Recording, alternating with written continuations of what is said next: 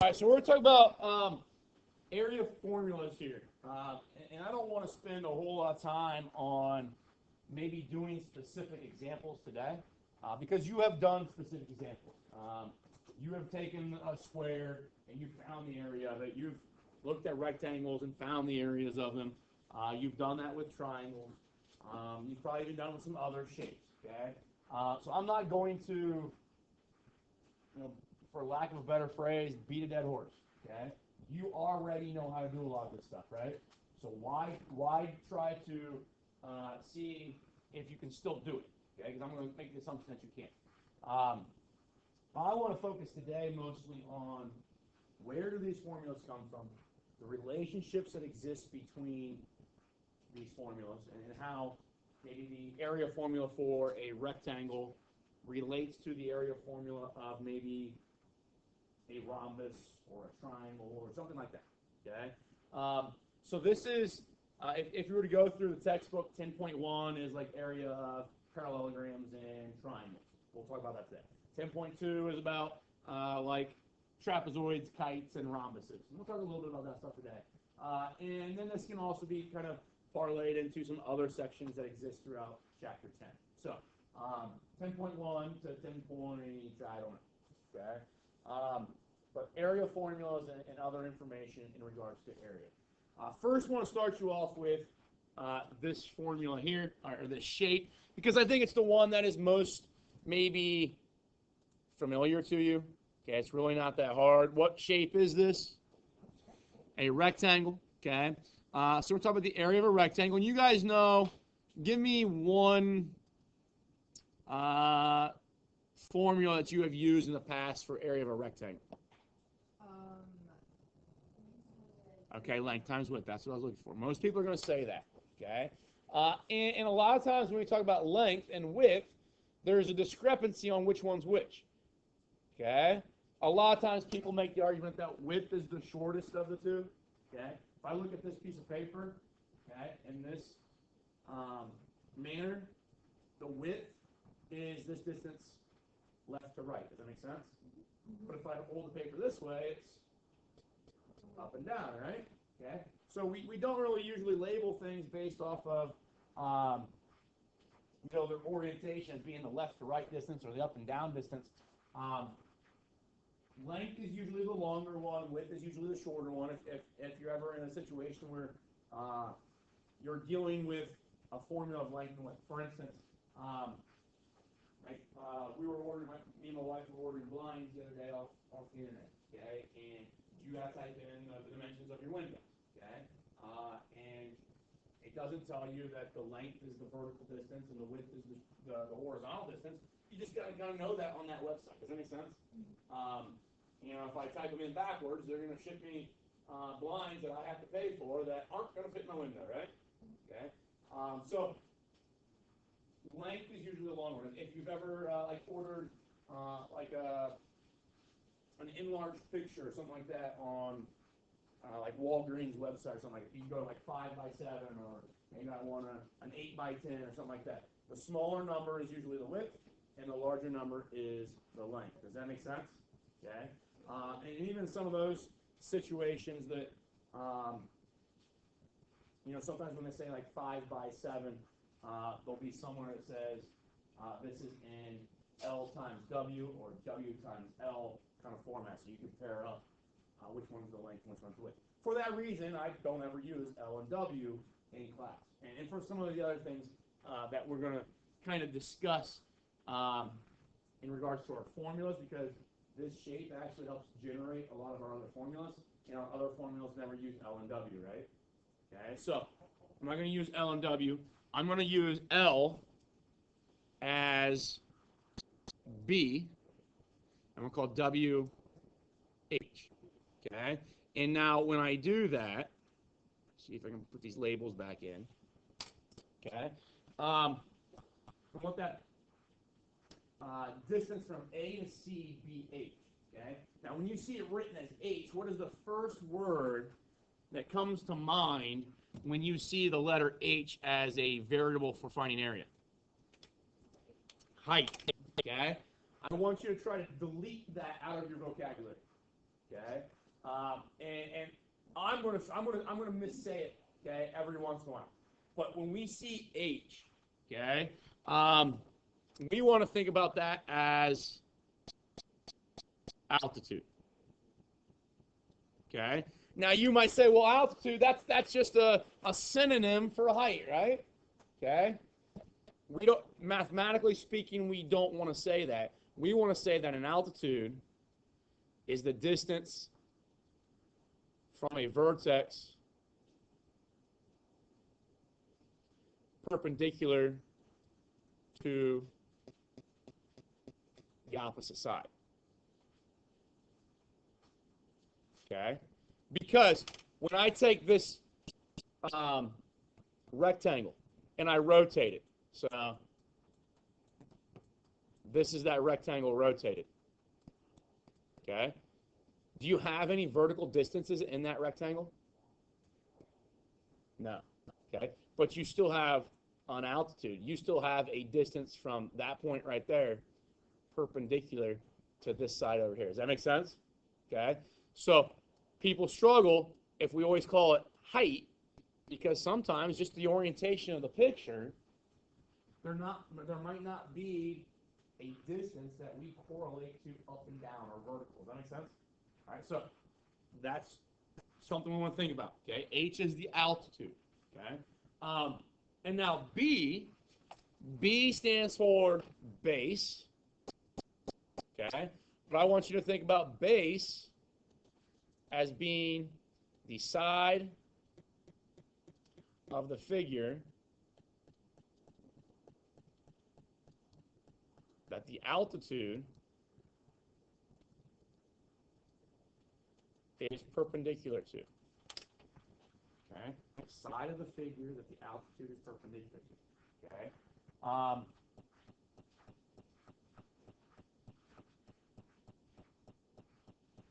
because again, a lot of people see the word base and they go back to the way we think maybe non-mathematically, and I say, look at the base of your desk, yours going to look where?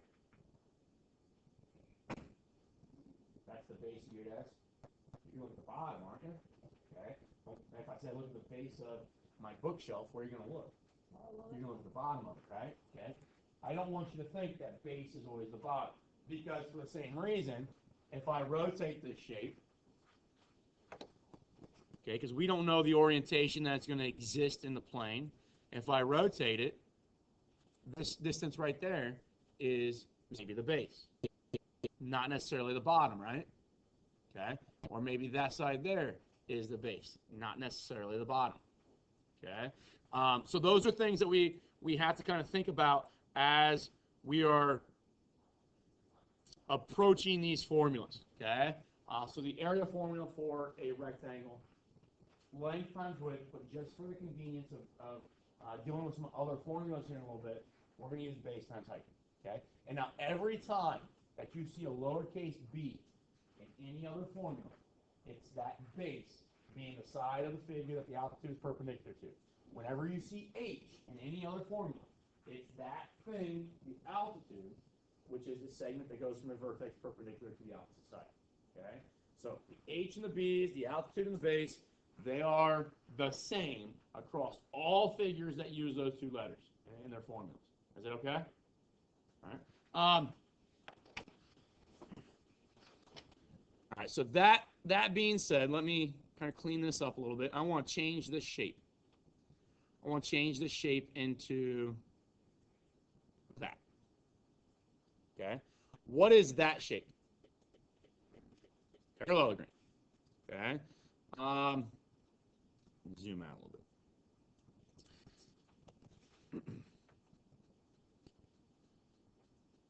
So we're going to try to figure out what the formula is for a parallelogram.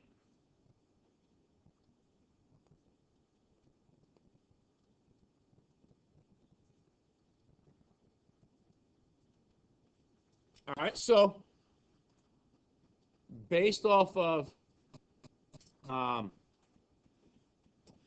our definitions that we just talked about with altitude and bases, okay, would you guys agree that this side right here, okay, that blue side, is neither a, well, I don't want to say it this way, but that's not an altitude. You guys agree with that? Okay, because starting at C, it goes to A, which is going to the opposite side, but it's not perpendicular to the opposite side, right? So that distance there cannot be classified as an altitude. But, and I've already got it drawn in here, but maybe if I delete it, could you guys visualize that if I start at C, there exists a segment that would be perpendicular to the other side? Okay?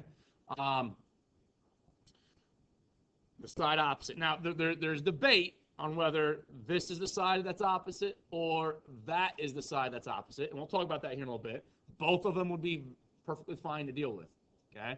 But I'm going to look at this one here because I think if I let this x-axis that has those numbers on it, kind of let that be my desk. And if I gave you this as a cutout in cardboard and you set that on your desk and set it upright, and I asked you to find the height, maybe a ruler or tape measure, wouldn't most people start at C or E and go straight down to the top of the desk? Okay, so C to D is that altitude then that we are kind of interested in here, okay? And to be honest with you guys, kind of show you some others that exist in here. Do it real quick.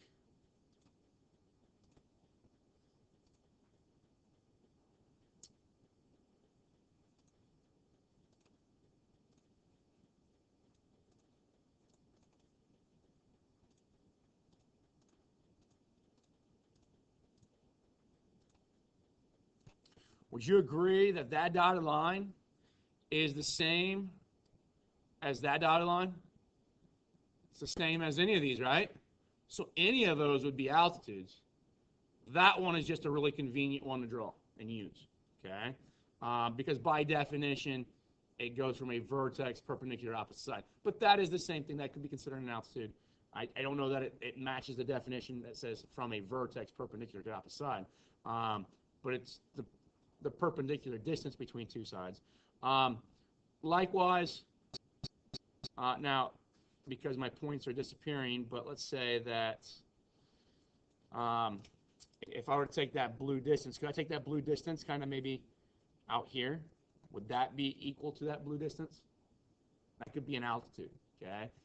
Or a segment that we would say is equivalent to our altitude. Same thing there. Same thing if I come over here, I can put it there. They'd be altitudes. Does that make sense?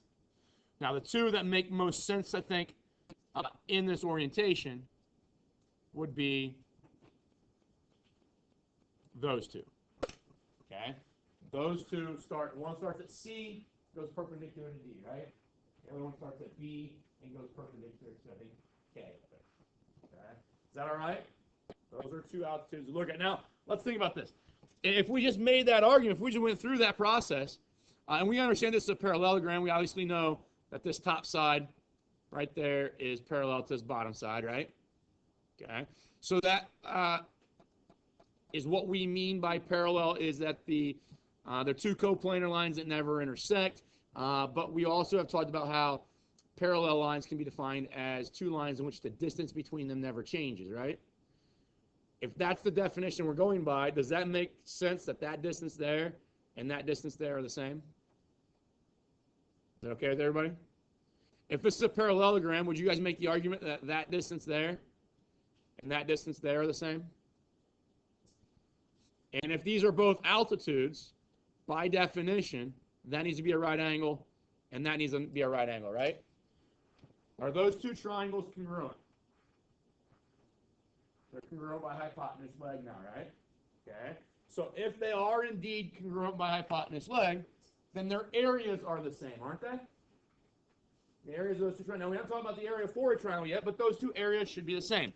Let me do this. Let me say, let's see if we can just trace this real quick.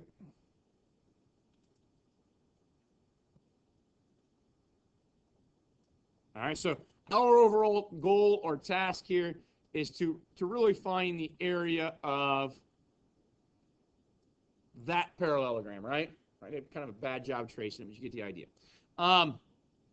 We just said that this here is the same as that triangle there, right? Well, what if I cut this triangle on the right? I cut it off, okay? Or I pick it up off the paper and I slide it and I lay it down right there. Would that be something we could maybe do? Reposition some areas? Now, that is a translation of that triangle. That means distances were saved, right? They were preserved. So if distances are preserved, so are areas. So that area right there is going to be transferred to right there. Does that make sense? And if I do that, let's trace out now the shape that we would have. The shape that we would have now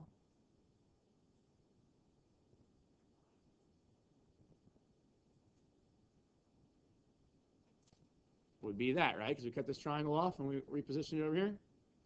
Now if I take that out, what is that shape? Should be a rectangle, right? Because obviously we know the top and the bottom are parallel, right? We know that these sides are parallel, right? Okay. Well, when I cut this triangle off, that was an altitude right there, correct? When I cut that triangle off and reposition it, that's still got to be a right angle right there, correct? So that's a right angle right there. And we've talked about if we have a parallelogram with one right angle, then that parallelogram is a rectangle. Okay? So would you make the argument that this distance right here is still that distance right there? Is that valid to say? Is this distance right here, or maybe even that one there, because they're the same, is that now that distance? Okay. What would be the area formula for this shape right here? Base times height, right? Where this is h and this is b. Well, over here, even if I put these two things on top of one another, do those two bottom segments, the red bottom segment and the blue bottom segment, overlap each other? Are they the same b? Okay, so that's b, and now that is h. Okay, so what do we see there? Or hopefully the connection is that every time that you try to find the area of a parallelogram, that area can be kind of sliced up and repositioned so that it always creates a rectangle. All right, and if I have the area of a rectangle being b times h, then the area of the parallelogram, where I didn't slice out just the general parallelogram that I started with, should also still carry the same formula with b times h. Does that make sense? Okay. Now, the only issue is, because a lot of people will be perfectly fine with this. If I give you this shape and I ask you to find the area of it, and I tell you that that distance right there, let's see, that distance is 6, and that out of the way. And that distance is 13. Can you take 6, which is my h, and 13, which is your b? Can you multiply those together? Okay. And when you get it, you can do that.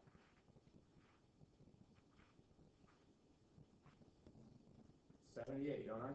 Okay, 13 times 6, 78. All right, so area of that thing is 78. But what people struggle with is the idea that if I take that parallelogram, come on, 0. Take that parallelogram, and I start to rotate it so that the parallelogram that you're maybe provided with in the question. Now, as I rotate it, are these areas changing? Rotations are isometries, right? Or rigid motions, right? Distance is preserved, right? If that's the case, I should still get 78 for the area, right? Areas are unchanged.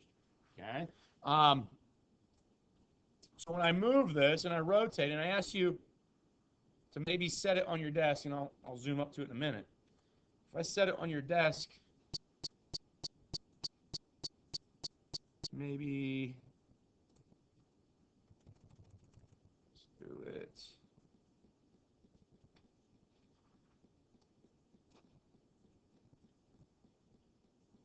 Kind of that way. Okay, so where this line here is your desk, right? Try to make that a little better.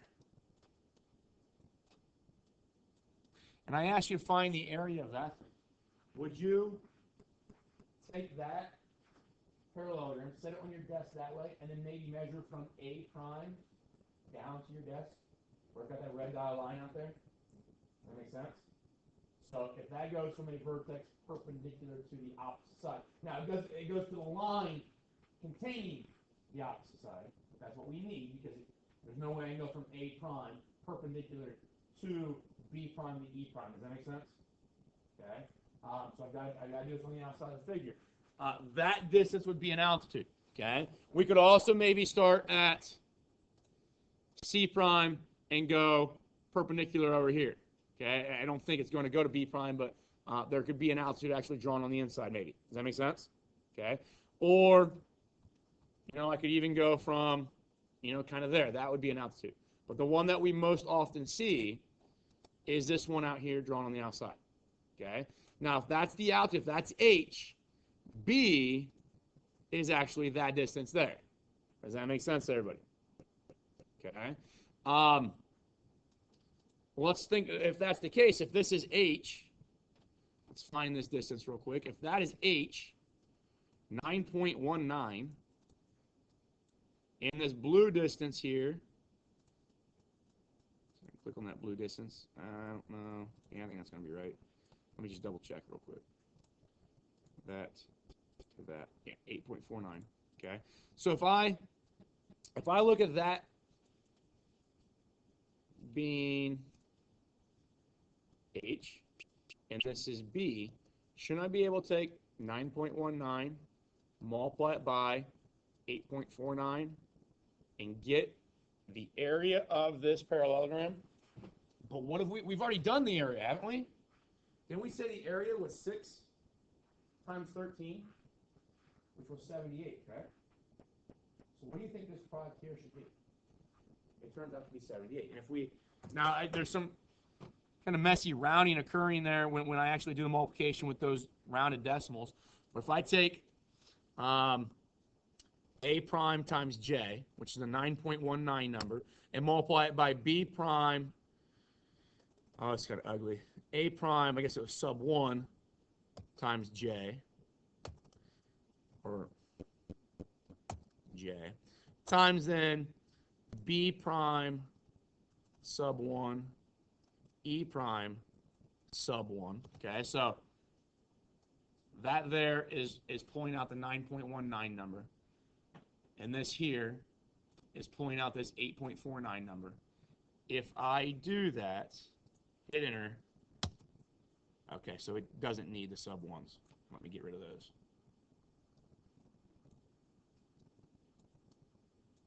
All right, so do that, hit enter. You'll find that number up here. It's that number right there. A prime J, B prime E prime, which is the base and the height, and it gives me 78. Exactly what we found using 6 and 13, right? Okay. Two completely different numbers, the 919 and 8.49, they're ugly. Okay, if I go out, 10 decimal places or whatever here, they're ugly numbers. Okay? But it's still the same area when I rotate that shape, right?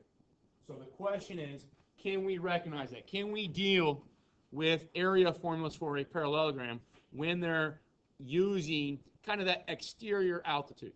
Okay? Because their argument most time is that most people are going to be okay finding that area. So if most people are okay with that area, just like, you kind of think about math textbooks and anything that we've done so far this year, things get more difficult, right? So a lot of times they start you off with maybe that picture. Okay? And they say, okay, find the area maybe 2 different ways, something like that. Okay? But what they're doing there is they're showing you that that red dotted line is an altitude if we draw it and compare it to the blue dotted line. Okay? You'll see in your homework question that question kind of being addressed there, that issue being addressed, which is maybe something we'll talk. Your homework's not going to be due tomorrow, but something, that question I want to talk about specifically tomorrow. Is that okay with everybody? All right. Let me get that thing out of the way. Let's go back to this one.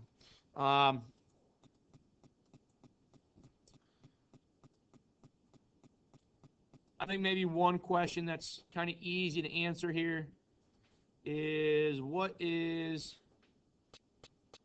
that shape right there? Oh, I'm sorry. I messed it up. That one's a square, right? And let me just, there we go. All right, so if that's a square, is it still a rectangle? Okay, so the area of this thing could still be base times height, right? So area of a square, because a square is a rectangle, could be BH. But what's the link between those two things in a square? They're equal, right? They're the same. So could I rewrite this as either H times H or B times B? Okay, so let's just say I write it as B times B. What's B times B the same as? B squared. Okay. Now, if I'm talking about a square, a lot of times we don't use B squared as that formula because B doesn't represent maybe, doesn't give us the great visual that we're talking about a side length. Does that make sense? So instead of B, what do they usually use for a square? Don't they use S? So the area of a square is side squared. But where does that come from? It comes from the fact that a square is a rectangle. It's just a rectangle formula. Does that make sense, everybody? Okay. We're going to talk a little bit later on how there's actually a large handful of formulas that we're going to address the area of a square. Okay. Right now we know it's base times height. But we could use base times height. We could use S squared. It is also a square is a what? What shape? What kind of parallelogram is a square? It's a rhombus. Okay. So here in a little bit, we're going to find a rhombus formula. So we should be able to use that for this thing as well. Okay. So there's a lot of different formulas that exist for squares that you can use, and they're all dependent on what information I'm going to provide. Okay. If I'm provided the side length, then this thing is going to be the one I want to use. If I'm provided the diagonals, maybe I want to use the rhombus formula that we come up with here in a little bit. Okay. So that's an easy formula. Hopefully, nothing new to you there. Let's get back to a rectangle, and let me draw in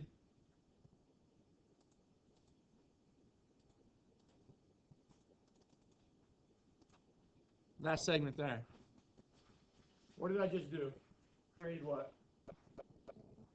A diagonal, good. And that diagonal takes our rectangle and creates two halves, and those halves are triangles, right?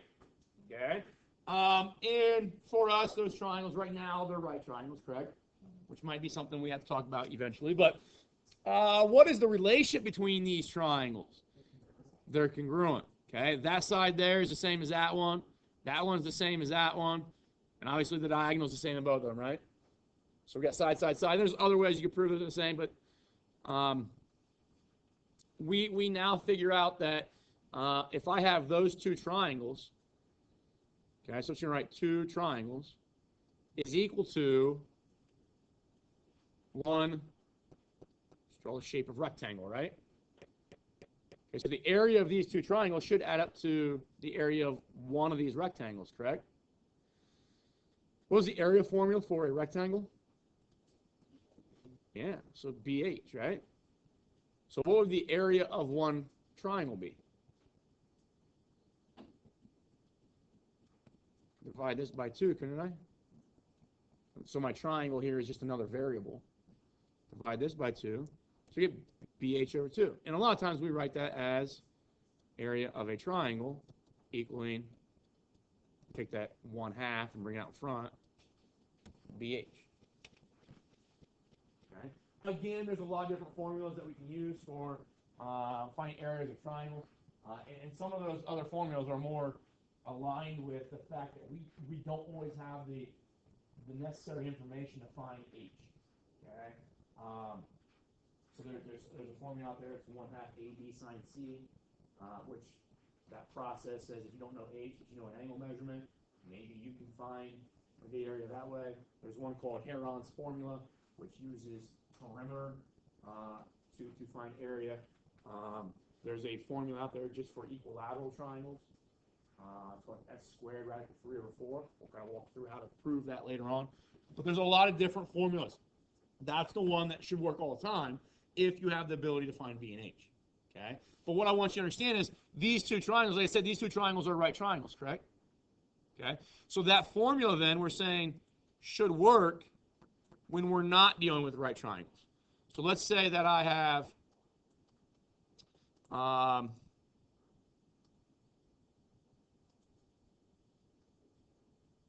going to try and make this kind of drastic so we realize that that's not a right triangle, correct? Probably not a two triangle. But we should be able to say 1/2 BH satisfies that as well. And the reason for that is that every single triangle we ever draw comes from a larger what? What did this triangle right here where my cursor is come from? Came from a rectangle, right?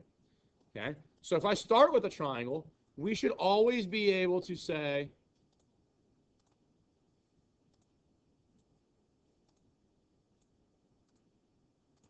that blue triangle came from that collective shape that is a rectangle. Does that make sense? Where if you take this triangle right here and this one here and reposition them, okay, so kind of take this one on the right, cut it off, attach it over here, would that triangle be the same as the blue one? Does that make sense to everybody? Okay. Or you can think about it this way. Because BH is another formula for what other shape? Not just rectangles, but parallelograms, right? Could I say that if I want to look at a line that goes through K, but it's parallel to that, and a line that goes through L, but it's parallel to that, does this triangle right here look just like that one? They are congruent. Those two triangles are congruent.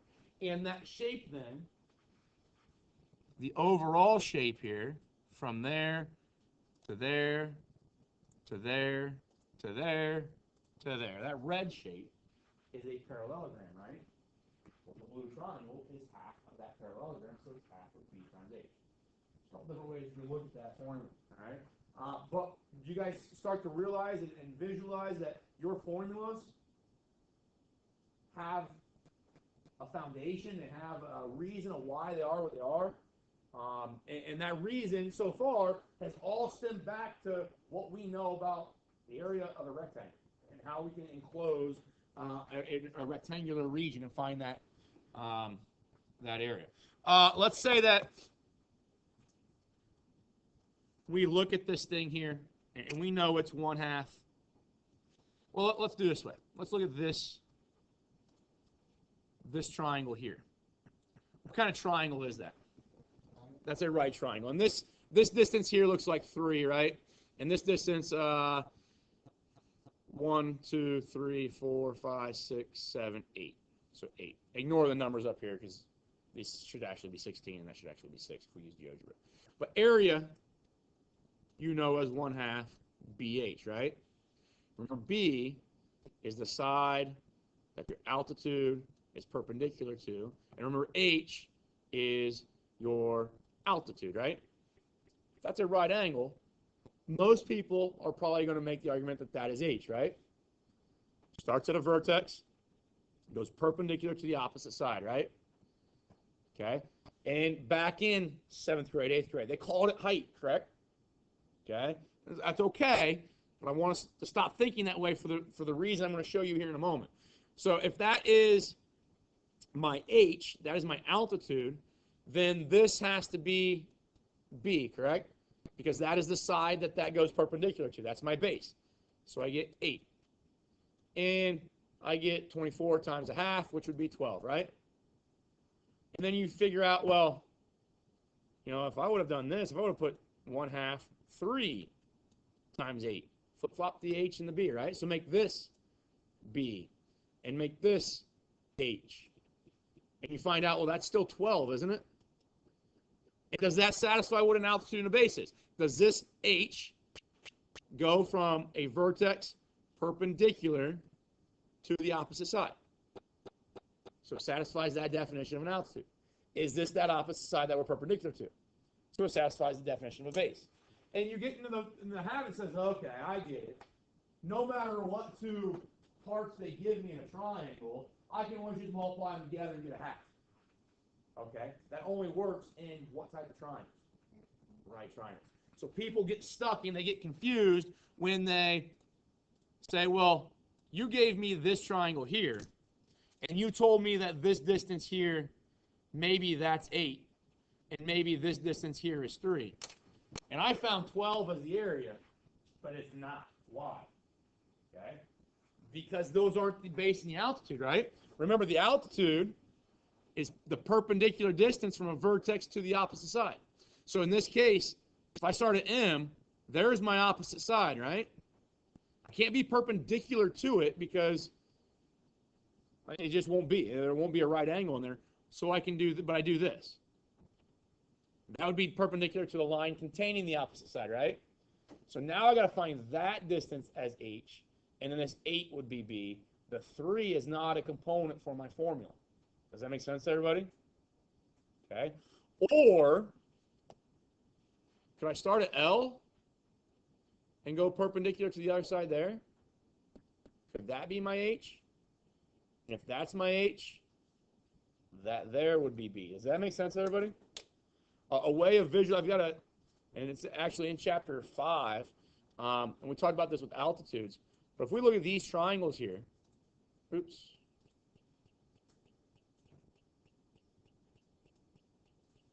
If we look at these 3 triangles, and just make the argument that that one in the middle, when this loads, it's the blue one. Let's say that's the triangle we start off with, and I gave that to you as a kind of a cardboard cutout, and you put it on your desk. You put it on your desk, and I asked you to find the height of it. Most of you are probably taking a ruler or a tape measure and go from C prime, okay, and go straight down to the top of your desk, right? And that would be your altitude. And then you'd measure this distance here, and that would be your base, right? You should be able to take that B, let's do this, that B, let's call it B1, and this H, and you should be able to find the area of that blue triangle, right? Some of you might say, well, I'm going to put it on my desk this way, as this red one. Okay, it's the same exact triangle. But now, this would be H, and this would be B2. Does that make sense? And then there's a third side that could rest on my table, and this would be B3, and this would be H3. And now the argument is, probably 99% of the time, H1, H2, and H3 are different numbers. B1, B2, and B3 are different numbers. But if I multiply H1 times B1, I multiply H2 by B2, and H3 by B3, and take half of all those, the area should always be what? The area should always be the same. Okay? So that's something to think about when you have non-right triangles. And that's what people struggle with, is I give you 2 components. And you say, oh, he must be giving me the base and the height. I just multiply them together, and I get my area. Or multiply them by together and then multiply by half and I get my area. Only if those are appropriate bases and heights that work together. Okay. Usually, if it's a non-right triangle and they give you 2 distances, they're hiding the base or the height, or sorry, base or the altitude through some other geometry that we're learning through the year. Maybe SOHCAHTOA, maybe special right triangles, maybe congruencies or whatever. So just be careful with that. Okay. For some reason, it seems that people struggle the most in regards to area on triangles, which is kind of ironic for as long as we've been using them through the 6th grade, 7th grade, and 8th grade. But it's because there's one dominating type of triangle that you've used in those courses. Okay. If I were to make this, and you kind of see here, I think I can make this a right triangle, maybe. There you go. If I make that red one a right triangle, okay, you see then the fact that this could be base times height, this could be base times height over here, or base times altitude, and here's the one that most people probably wouldn't use if it was a right triangle. Okay, you'd probably use either the red one or the green one to find the area. All right, so that being said, what is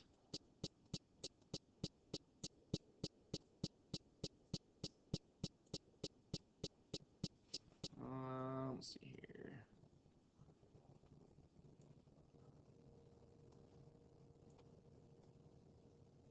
What is that shape right there? A rhombus. Okay. What is that blue line right there that I highlighted called for a rhombus? A diagonal, right? Okay. What is, oh,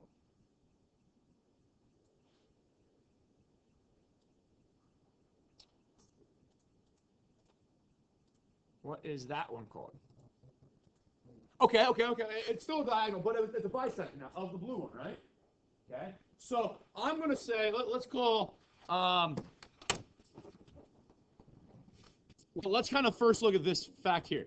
We know those should be perpendicular, right? That's kind of a defining fact about the diagonals of a rhombus. So how many triangles do you have up here? 4. Could I take the area of that triangle, where maybe this distance here is B or H, and this is the other one, B or H. Does that make sense? I can multiply that out, find that area, and then what would I do with that area to find the area of the rhombus? Multiply by 4. So that's an approach that you can use. That's fine. There's nothing wrong with that. Okay? But let's do it maybe a different way. Let's do it maybe an easier way. This is a diagonal, right? Let's call that D1. All right? D sub 1. And I'm just using that 1 just as an identifier, a name. Okay? Gage just told us that these two things bisect each other, right? And bisect means they cut in half, correct? So if that red one is called D1, what would you call that distance right there? D1 divided by 2, right? Or I heard some say D1 times a half. Same thing. Okay? If the blue diagonal is called D2, what would you call that right there?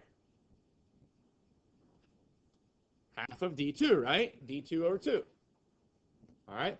Well, if this is a triangle, and now this here, let's call that D1 over 2. Let's call that H. It's my altitude, right?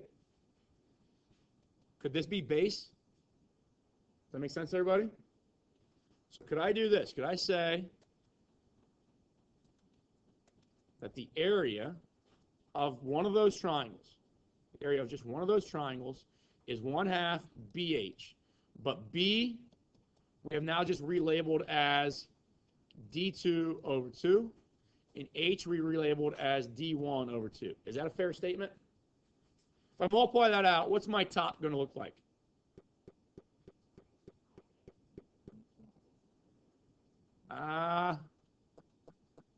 Just times. So D1 times D2. Is that okay? And you want D2, D1, that's fine as well. Okay, however, the order doesn't matter here. What's the bottom one give me? Careful. 8, right? 2 times 2 times 2.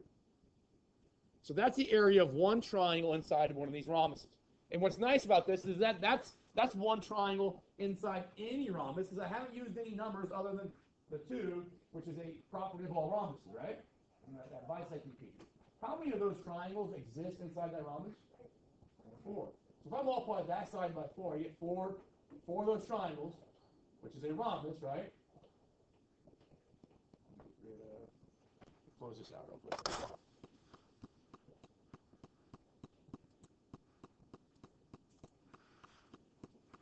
Okay, so I'll get 4 triangles. Now I would need to, if I multiply the left-hand side of that equation by 4, what do I need to do the right-hand side? Multiply by 4, right?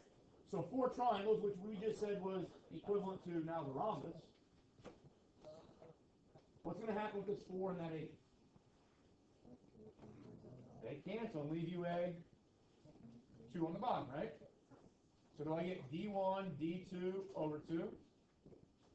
Or a lot of times we write that as 1/2 D1, D2. There's your formula then for any rhombus, given the diagonals. Does that make sense? Okay. And a lot of times what they'll do is they'll start you off with some facts about the diagonals that lead you, that you can use other geometry that leads you to finding the other diagonal. Or maybe they give you the information about the side lengths of the rhombus that would lead you to finding what the diagonal is, or what both diagonals are.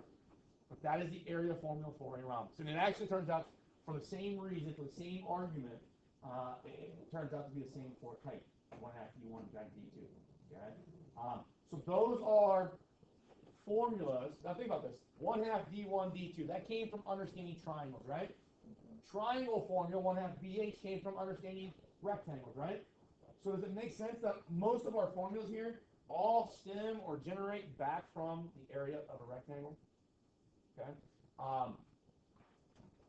As we go through, and this is the reason I do this. There's a lot of formulas, guys. There's going to be a lot of volume formulas as well, and surface area formulas.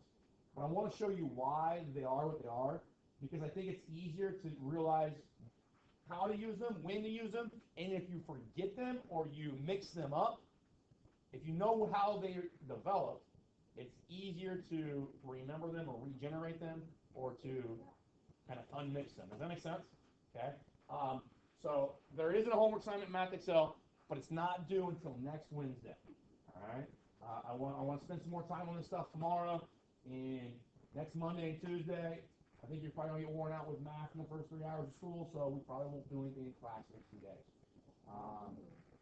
And they're only like 15-minute classes anyway. So. Well, we have an hour. Well, you guys have an hour, but everybody else has 15. So maybe I'll do something with you guys. No. All right, so that assignment, like I said, we do Wednesday. Other than that, get out of here. Have a great day. Thank you.